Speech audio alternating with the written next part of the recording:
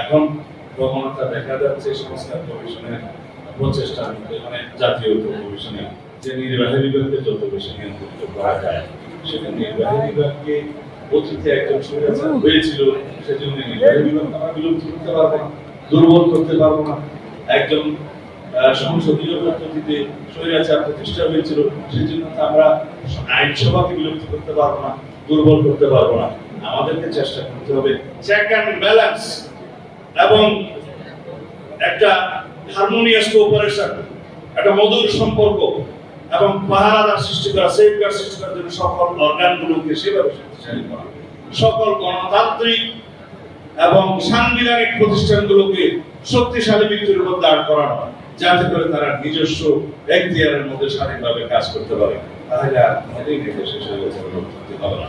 আমরা ক্রমান্বয়ে সেদিকে যাচ্ছি। আমরা 70 অনুচ্ছেদের মধ্যে সংস্কার এনেছি, সবাই ঐক্যমত্য হয়েছে।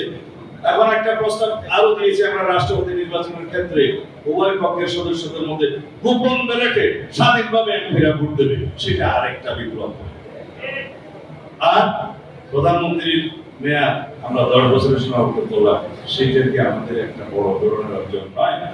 আমরা যদি প্রতি ক্ষেত্রে নির্বাহী বিভাগকে সীমাবদ্ধ করি, আইনিভাবে সাংবিধানিকভাবে থাকি, নির্বাহী বিভাগ দুর্বল হবে, রাষ্ট্র পরিচালনা করা যাবে না, সরকার পরিচালনা করা যাবে না। আর যদি যে যার জায়গায় নির্বাহী বিভাগ, বিচার বিভাগ এবং আইনসভা তার সীমাবদ্ধের মধ্যে কাজ করতে বাধ্য থাকে, সেই ব্যবস্থাটা আমরা গ্রহণ করি, তাহলে প্রকৃতপক্ষে রাষ্ট্রের সংস্কার হবে। আমরা সেই সংস্কার চাই, যে সংস্কারের মধ্যে কোনো বিভাগের অধিকার খর্ব হবে না। আমরা সেই সংস্কার চাই, যেই সংস্কারের মধ্য দিয়ে রাষ্ট্রের একটি শক্তিশালী গণতান্ত্রিক রাষ্ট্র কাঠামো নির্মিত হবে।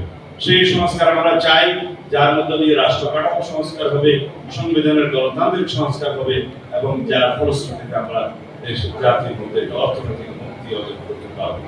সেই রাষ্ট্র ব্যবস্থা, সেই সমাজ ব্যবস্থা আমরা কামনা করি। আমি এর বিষয়ে বক্তব্য দিতে চাই না, আমরা